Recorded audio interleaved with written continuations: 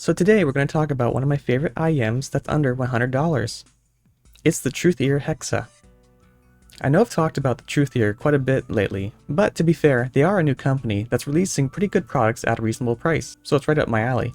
The Truthear Hexa is about $80, so it competes right around things like the Moondrop Aria or the Dunu Titan S. In terms of what you get with it, you actually get a good selection of different ear tips, along with a couple of foam tips as well. This is more than I can say for a few other budget companies, which tend to usually only supply about 3 sizes of generic tips. I also really appreciate the design philosophy of Truthear. So far, most of their IEMs seem to be quite understated in their design. Both the Ola and Hexa use a mostly black design, while the Zero has a little bit more of a blue metallic look to it. But overall, they are a bit understated compared to other IEMs in how they look, which is something I quite appreciate.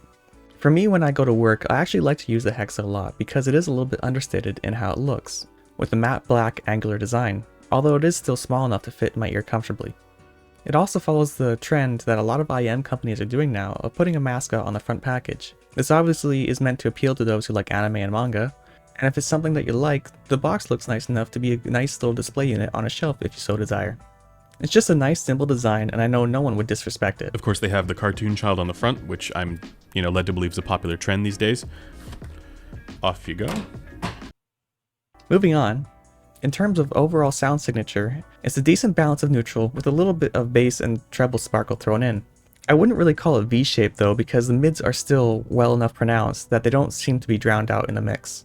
There is a little bit of treble sparkle, which just about edges into being a bit too much, but for me it doesn't go that far. I quite appreciate this because I do tend to like brighter sound signatures, just not when they're fatiguing. This does a good job of presenting it that way, but not coming across as shouty or fatiguing.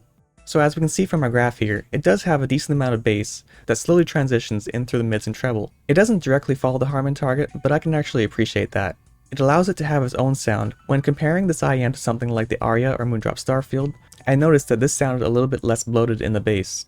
And when we look at the graph, we can see that there is a bit less mid-bass emphasis on the Hexa. As well, when we compare with the Dunu Titan S, this is another IEM that I quite like in this price range, but the Hexa seems to be a little bit more enjoyable for casual listening.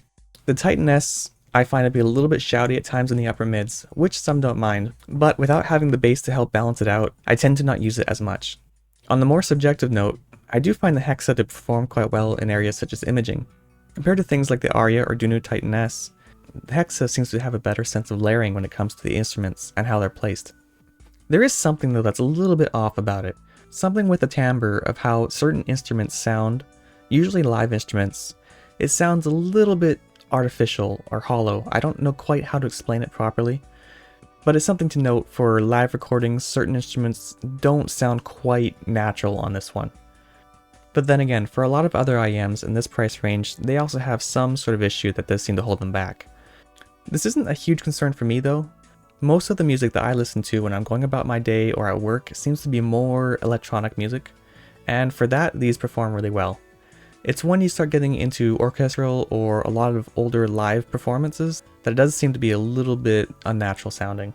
Not bad, just compared to some other IEMs and headphones I've heard, it is a bit of a weak point. Otherwise, I actually really like this IEM.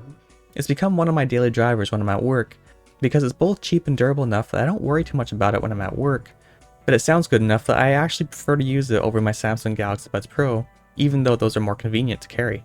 So yeah, for about $80, the Truthear Hexa is an IEM that I do recommend.